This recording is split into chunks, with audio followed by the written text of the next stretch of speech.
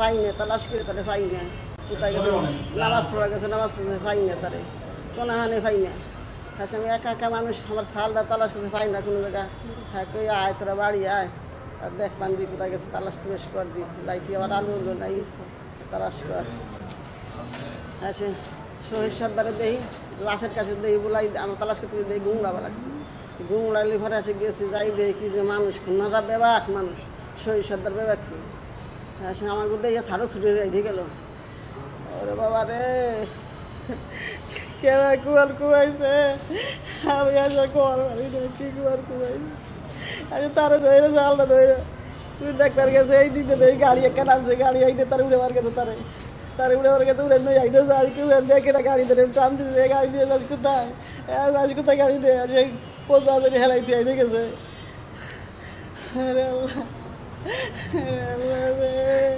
তারিখ রাত সন্ধ্যার সময় বাজারে যায়, বাজার থেকে ফেরার সময় তারে শহীদ সর্দারের নেতৃত্বে কিছু সবাই মিলে হত্যা করে।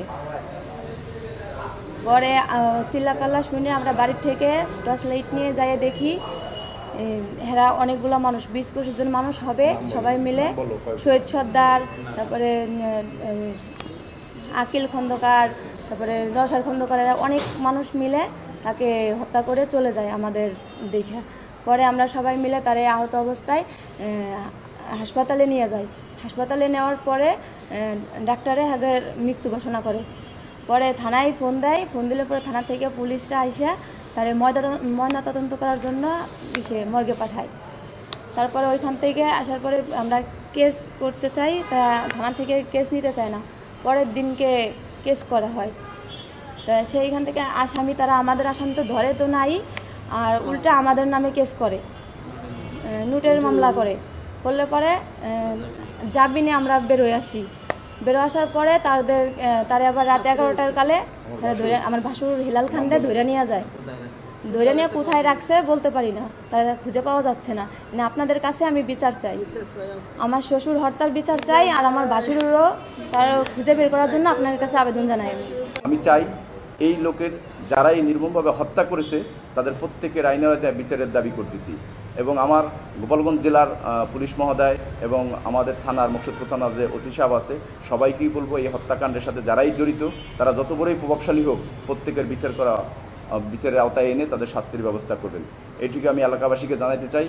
আর যে ঘটনাগুলি মূল ঘটেছে, আসলে এদের ভিতরে জমি জমাত নিয়ে বিভেদ ছিল, সেই বিভেদের কাণ্ডের গোটাই তারা এই ঘটনার সাথে জড়িত হয়েছে। ইতিমধ্যেই আমরা বিভিন্ন জায়গায় জানিয়েছি, আমি নিজেও যেদিন এর ভাসুরকে এই হত্যাকাণ্ডের সাথে যারা জড়িত তারা সবাই বিভিন্ন মহলে গিয়ে তারা বিভিন্নভাবে এদেরকে হত্যা হয়রানি করতেছে। আমি চাই এই হত্যাকাণ্ডের সাথে যারা জড়িত তারা যাতে কোনদিন হুমকি না দিতে পারে। যারা এই ক্ষতিগ্রস্ত, যারা এই যে তার ওয়াইফ এখানে বসা আছে আকত আলী খানের, এর বাড়িতে গিয়ে বিভিন্ন পথে ধারালো অস্ত্র দিয়ে তাকে আবার তাদেরকেও খুন করতে চায়। পুলিশের দৃশ্য আকর্ষণ করবো এই হত্যার পরিবারটাকে জানি, যেহেতু এমনি তাদের বাবা বা শ্বশুর কারো ভাই মারা গেছে, তারাও যদি সেই শোকের মধ্যে আছে, তারপরে যদি যাইয়া স্থানীয় প্রভাবশালী যাইয়া যদি তাদেরকে আবার এই হত্যাকাণ্ডের সাথে যারা জড়িত তারা যদি তাদের আঘাত করে, তাহলে তারা তো আরও অবস্থা খারাপ হয়ে যাবে।